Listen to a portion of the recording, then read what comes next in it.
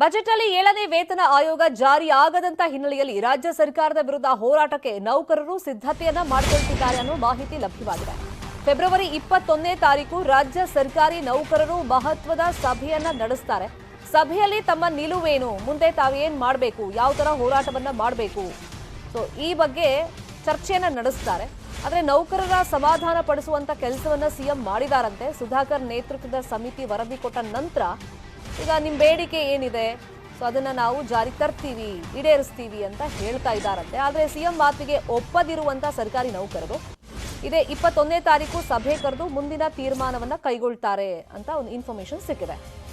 ಈಗ ಅವರು ಎದುರು ನೋಡ್ತಾ ಇದ್ದಿದ್ದು ಬಜೆಟ್ ಅಲ್ಲಿ 7ನೇ ವೇತನ ಆಯೋಗ ಜಾರಿ ಆಗತ್ತೆ ಅಂತ ಹೇಳಿ. ಜಾರಿ ಆಗದಂತ ಹಿನ್ನೆಲೆಯಲ್ಲಿ ಈಗ ರಾಜ್ಯ ಸರ್ಕಾರದ ವಿರುದ್ಧ ಹೋರಾಟಕ್ಕೆ ನೌಕರರು ಸಿದ್ಧತೆಯನ್ನ ಮಾಡಿಕೊಳ್ತಾ ಇದ್ದಾರೆ. 21ನೇ ತಾರೀಕು ಸಭೆ ಕರೆದಿದ್ದಾರೆ. ಸಭೆ ನಂತರ ತಮ್ಮ ಮುಂದಿನ ನಡೆಗಳೇನು ಅಂತ ಹೇಳಿ ಅನೌನ್ಸ್ ಮಾಡ್ತಾರೆ.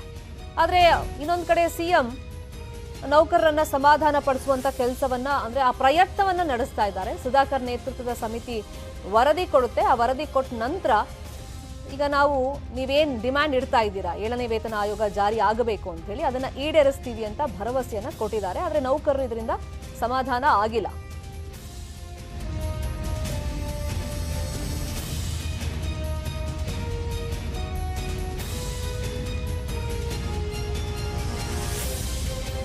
ಈಗ ಬಜೆಟ್ ಮೇಲೆ ಹಲವಾರು ನಿರೀಕ್ಷೆಗಳಿತ್ತು. ಅದರಂತೆ ಸರ್ಕಾರಿ ನೌಕರರು ಕೂಡ ತಮಗೆ ಬಜೆಟ್ ಅಲ್ಲಿ 7ನೇ ವೇತನ ಆಯೋಗ ಜಾರಿ ಆಗುತ್ತೆ ಅಂತ ಹೇಳಿ ನಿರೀಕ್ಷೆಯನ್ನ ಇಟ್ಕೊಂಡಿದ್ರು. ಆದ್ರೆ 7ನೇ ವೇತನ ಆಯೋಗ ಜಾರಿ ಆಗದಂತ ಹಿನ್ನೆಲೆಯಲ್ಲಿ ಈಗ ರಾಜ್ಯ ಸರ್ಕಾರದ ವಿರುದ್ಧ ಹೋರಾಟಕ್ಕೆ ಸಿದ್ಧತೆಯನ್ನ ಮಾಡಿಕೊಂಡಿದ್ದಾರೆ. ಇದೇ ವಿಚಾರವಾಗಿ ಮತ್ತಷ್ಟು ಮಾಹಿತಿಯನ್ನು ನೀಡೋದಕ್ಕೆ ನೇರ ಸಂಪರ್ಕದಲ್ಲಿ ಜಾಯಿನ್ ಆಗಿದ್ದಾರೆ ನಮ್ಮ political bureau reporter Krishna. Budget ಅಲ್ಲಿ ರಾಜ್ಯ ಸರ್ಕಾರಿ ನೌಕರರು ನಿರೀಕ್ಷೆ ಇಟ್ಕೊಂಡಿದ್ರು, ಅದೀಗ ಫುಲ್ಫಿಲ್ ಆಗಿಲ್ಲ. 21ನೇ ತಾರೀಕು ಸಭೆ ಕರೆದು ವಾಟ್ ನೆಕ್ಸ್ಟ್?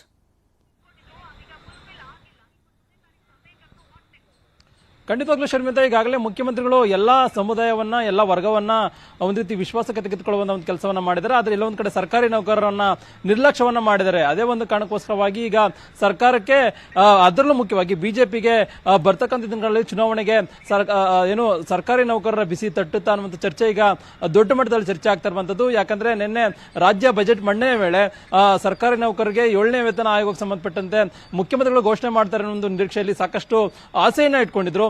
ಆದ್ರೆ ಕೊನೆಕ್ಷಣದಲ್ಲಿ ಬಜೆಟ್ ಮಂಡನೆ ಮಾಡಿದಂತ ಸಂದರ್ಭದಲ್ಲಿ ಎಲ್ಲಾ ವರ್ಗಗಳ ಬಗ್ಗೆ ಮುಖ್ಯಮಂತ್ರಿಗಳು ಪ್ರಕಟವನ್ನ ಮಾಡಿದ್ದಾರೆ. ಆದ್ರೆ ಎಲ್ಲ ಒಂದ್ ಕಡೆಗೆ ಸರ್ಕಾರಿ ನೌಕರರನ್ನ ನೆಗ್ಲಿಜೆನ್ಸಿಯನ್ನ ಮಾಡಿರುವಂತದ್ದು. ಅದ್ರ ಜೊತೆಗೆ ಸುದ್ದಿಗೋಷ್ಠಿ ಮಾಡಿದಂತ ಸಂದರ್ಭದಲ್ಲಿ ಈ ಒಂದು ವಿಚಾರವಾಗಿ ಮಾತಾಡಿದ್ದಾರೆ. ಆದ್ರೆ ಸರ್ಕಾರಿ ನೌಕರರ ಆಸೆ ಏನು ಅಂತಂದ್ರೆ ಬಜೆಟ್ ನಲ್ಲಿ ಮುಖ್ಯಮಂತ್ರಿಗಳು ಮಾತಾಡಬೇಕಾಗಿತ್ತು. ಬಜೆಟ್ ನಲ್ಲಿ ಮಾತಾಡಿದ್ರೆ ಅದು ಎಲ್ಲ ಒಂದ್ ಕಡೆಗೆ ಕೆಲಸ ಆಗುತ್ತೆ ಅನ್ನುವ ಒಂದು ನಿರೀಕ್ಷೆಯನ್ನ ನಾವು ಮಾಡಬಹುದಾಗಿತ್ತು. ಆದ್ರೆ ಈಗ ಸುದ್ದಿಗೋಷ್ಠಿಯಲ್ಲಿ ಮಾಡಿದರೆ ಅದು ಸಂಪೂರ್ಣವಾಗಿ ಈಡೇರಿಕೆ ಆಗುವಂತ ಲಕ್ಷಣಗಳು ಇಲ್ಲ ಅನ್ನುವಂತ ಈಗ ಚರ್ಚೆಗಳು ಈಗಾಗಲೇ ಸಾರಿಗೆ ನೌಕರಲ್ಲಿ, ಸರ್ಕಾರಿ ನೌಕರಲ್ಲಿ ಚರ್ಚೆ ಆಗ್ತಿರುವಂತದ್ದು.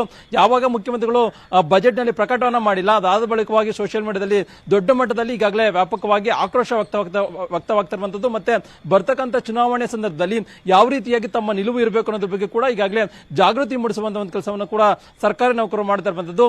ಮಂಗಳವಾರ ಮಹತ್ವದ ಸಭೆಯನ್ನು ಕೂಡ ಕರೆದಿದ್ದಾರೆ.